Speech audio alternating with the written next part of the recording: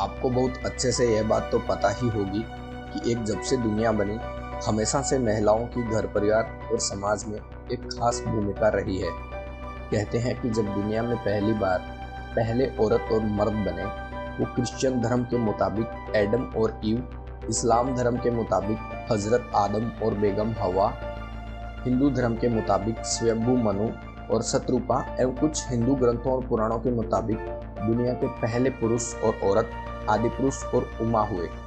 और हिंदू धर्म के एक पवित्र भविष्य पुराण के मुताबिक आदम और हत्यावती दुनिया के पहले महिला और पुरुष हुए। और धीरे धीरे आधुनिक युग की शुरुआत होने लगी। लेकिन यह बात भी सत्य है कि औरत को पुरुष की भावनाओं को समझने के लिए स्त्री के प्रति एक मर्द को पूरी तरह से समर्पित होना पड़ता है।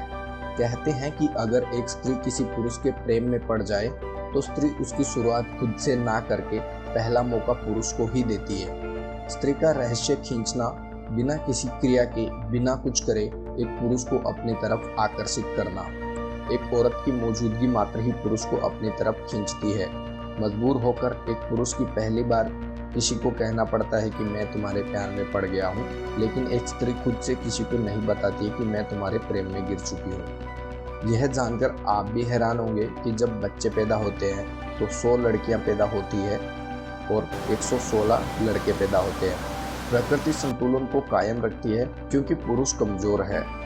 हम सब यही सोचते हैं कि पुरुष शक्तिशाली है, लेकिन यह सब तो पुरुष का ख्याल है। पुरुष कमजोर है क्योंकि 116 पैदा हुए बच्चों में से 14 वर्ष तक होते होते बाकी के 16 लड़के मर जाते हैं ताकि लड़के और लड़कियों का अनुपात बराबर हो सके। इसीलिए प्रकृति को भी 16 लड़के एक्स्ट्रा पैदा करने पड़ते हैं। स्त्रियों की औसत उम्र पुरुषों से 5 वर्ष ज्यादा है। अगर औसतन एक पुरुष 70 वर्ष की उम्र तक जीता है तो वहीं एक स्त्री 75 वर्ष तक की उम्र तक जीती है। एक पुरुष से 5 वर्ष ज्यादा स्त्रियां अपने शरीर से पुरुषों की तुलना में अधिक श्रम उठाती है। एक स्त्री 20 बच्चों को जन्म देकर भी पुरुषों से 5 वर्ष की ज्यादा जीने की क्षमता रख सकती है। स्त्रियां अधिक ऊर्जावान और हर तरीके से पुरुषों से अधिक शक्तिशाली होती है। स्त्रियां बीमार भी कम पड़ती है और जो बीमारियां स्त्रियों को है वो पुरुषों द्वारा समाज में फैलाए गए मानसिक तनाव और पारिवारिक दबाव के कारण है। पुरुषों द्वारा निर्मित किए गए समाज में स्त्रियों को बहुत कमजोर और लाचार समझा और माना गया है। पुरुषों द्वारा बनाई गई सामाजिक व्यवस्थाएं और परंपराओं को अंदर स्त्रियों को अपने आप को एडजस्ट करना पड़ता है, जो कि स्त्रियों की कमजोरी को दर्शाता है और यही समझ समाज में चली आ रही है। वहीं स्त्रियां इस प्रकार के निर्मित समाज में ही अपने साथ साथ पूरे परिवार को सहज और कायम रखती है। यही स्त्रियों की सबसे बड़ी प्रतिरोधक शक्ति है। फिर भी स्त्रियां अंदर से क्रोधी, ईर्ष्यालु, उपद्रव, क्लेश दिखाई पड़ती है, जिसकी मुख्य वजह यही है कि जो वो करने के लिए पैदा हुई है समाज उनको वह होने नहीं देता है और उनसे कुछ और करवाने की कोशिश करता है। और पुरुषों के द्वारा स्त्रियों को इतना दबाया और सताया गया है कि समाज में अभी भी सबको यही लगने लगा है कि स्त्रियां कमजोर है और आमतौर पर स्त्रियों को भी यही लग रहा है और वो यही मानती है कि वो बहुत कमजोर और लाचार है और उनका पुरुषों के बिना कोई अस्तित्व नहीं है। लेकिन मैंने अब तक यह महसूस किया है कि स्त्रियों को दबाकर रखने का मूल कारण यही था कि स्त्रियां पुरुषों से हजारों गुना शक्तिशाली थी और अगर उन्हें ना दबाया गया होता तो पुरुष समाज को स्त्रियों के द्वारा दबा दिया गया होता। पुरुषों द्वारा निर्मित समाज में मुख्य धारणा यही बनाई गई कि स्त्रियों को बचपन से ही दबाए रखने की जरूरत है और अगर ऐसा ना किया जाए तो आगे भविष्य में आने वाला पुरुष समाज स्त्री समाज से बहुत कमजोर प्रतीत होगा। इसलिए स्त्रियों को सब तरफ से रोक देना ही उचित समझा गया और यह रुकावट करीब करीब ऐसी थी जैसे चीन में स्त्रियों को लोहे के जूते पहना दिए जाते थे जिससे उनका पैर बड़ा ना हो पाए और स्त्रियां दौड़ ना पाए, चलने में सक्षम ना हो पाए।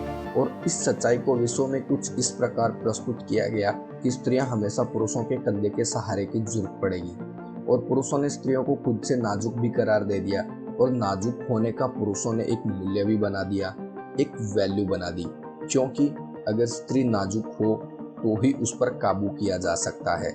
लेकिन स्त्री पुरुष से ज्यादा मजबूत विकसित हो सकती है अगर इसको पूरा विकसित होने दिया जाए, क्योंकि प्रकृति ने स्त्रियों को जन्म देने की शक्ति दी है और जन्म देने की शक्ति उसी को दी जा सकती है जो ज्यादा शक्तिशाली हो। पुरुष और स्त्री के मानसिक व्यवस्था में इतना अंतर है कि स्त्री जन्म जन्म तक अपने प्रेमी की प्रतीक्षा कर सकती है, लेकिन एक पुरुष के अंदर इतनी शालीनता और इंतजार करने की क्षमता नहीं होती है। पुरुष के मन की व्यवस्था में प्रतीक्षा है ही नहीं, इसलिए पुरुष को सब कुछ इसी वक्त और सब कुछ इंस्टेंट चाहिए होता है। इसीलिए पुरुष समाज में विवाह इजाद किया गया, क्योंकि विवाह के बिना जब चाहे तब संभोग, खान पान और बहुत सारी इच्छाएं पूरी करना असंभव था। एक स्त्री अपने प्रेमी के लिए अगले जन्म तक प्रतीक्षा कर सकती है और उसके ऊपर यह भरोसा किया जा सका, लेकिन पुरुष पर भरोसा नहीं किया जा सका। इसलिए भारतीय समाज में भी पति की मृत्यु के बाद पत्नी को विधवा रखने की व्यवस्था दी गई। यही पुरुष की पत्नी की मृत्यु के बाद दूसरा विवाह जैसी व्यवस्थाएं की गई और विधवा महिला से शादी करने के विचारों को अभिशाप माना गया और इस प्रकार के विचारों को बढ़ावा भी दिया गया। स्त्री और पुरुष की शारीरिक संरचना को भी समझा जाए तो अगर एक लड़का पैदा होता है तो उसके पास नए समाज को उत्पन्न करने के लिए सेक्स हार्मोन्स नहीं होते हैं। उसका वीर्य भी शारीरिक रूप से विकसित नहीं होने के बहुत बाद पैदा होता है। लेकिन आपको जानकर हैरानी होगी कि अगर एक लड़की पैदा होती है तो वह अपने सब महत्वपूर्ण शारीरिक तत्व अपने साथ में लेकर पैदा होती है। जितने अंडे उनके मासिक धर्म में हर महीने उसके शरीर से निकलेंगे उतने अंडे वो लेकर ही पैदा होती है। इसलिए जन्म लेने के समय से ही एक स्त्री पूरी पैदा होती है, लेकिन पुरुष जन्म के समय से ही अधूरा पैदा होता है, जिसका बहुत बाद में शारीरिक विकास होता है। यही खास वजह है कि लड़कियां शांत होती है और पुरुष अधूरे पैदा होने की वजह से बेचैन और आक्रामक होते हैं। इसलिए अगर एक लड़की को बेचैन करना हो तो आपको उपाय करने पड़ते हैं और एक लड़के को शांत करना हो तो उपाय करने पड़ते हैं। इसलिए अशांत होना स्वाभाविक है। बायोलॉजिस्ट भी कहते हैं कि अगर एक स्त्री जिस अंडे से बनती है उसमें जो अणु होते हैं वो XX होते हैं, दोनों एक समान होते हैं, और पुरुष जिस अंडे से बनते हैं वो XY होते हैं, जो समान नहीं होते हैं। स्त्रियों की शारीरिक संरचना ही समान अणुओं से बनी होती है, इसलिए स्त्रियां पहले से ही सुडौल और आकर्षित करने वाली होती है। स्त्री के व्यक्तित्व को बताने वाले 48 अणु हैं, जो कि 24 और 24 पूरे हैं, और पुरुष को बनाने वाले 47 अणु हैं। इसलिए बायोलॉजिस्ट कहते हैं कि वो एक अणु की कमी है वही पुरुष को जीवन भर दौड़ाती है। इसलिए पुरुष के जीवन में औरत की भूमिका खास भी हो जाती है, क्योंकि वो पुरुष औरत को पूरी तरह हासिल कर चुका है। स्त्री का वो शांत, शालीन और प्रतिरक्ष व्यक्तित्व है, वहीं पुरुषों के लिए भी जमीन से चांद तक का सफर है। इसलिए ईश्वर भी स्त्री के ढंग से अस्तित्व में है, पुरुष के ढंग से नहीं। इसलिए स्त्री को पा लेना ही ईश्वर के पा लेने के समान है। ईश्वर भी स्त्रियों की ओर साकेतिक है, जैसे कि राम, कृष्णा, भगवान बुद्ध, स्वामी विवेकानंद। उनके किसी भी चित्र या मूर्तियों में अगर आप देखते हैं तो उन्हें दाढ़ी या मूंछ के साथ नहीं दिखाया गया है। आधुनिक युगों की शुरुआत से ही ज्यादातर पुरुषों को ही युद्ध लड़ना, घुड़सवारी, अस्त्र शस्त्रों का प्रशिक्षण दिया गया, ताकि स्त्रियां यह सारे महत्वपूर्ण प्रशिक्षण ना लेकर घर गृहस्थी, समाज, परिवार जैसी जिम्मेदारियों में दबी रहे और उनकी पहचान भी पुरुष के ही नाम से हो। इसलिए वर्तमान में जो स्त्रियां बहुत आसानी से पुरुषों द्वारा बनाए गए समाज को स्वीकार कर रही है, वो सब पुरुषों के समाज व्यवस्था के हिसाब से बनावटी है, क्योंकि इन स्त्रियों को मूल्य और अस्तित्व का पता ही नहीं है।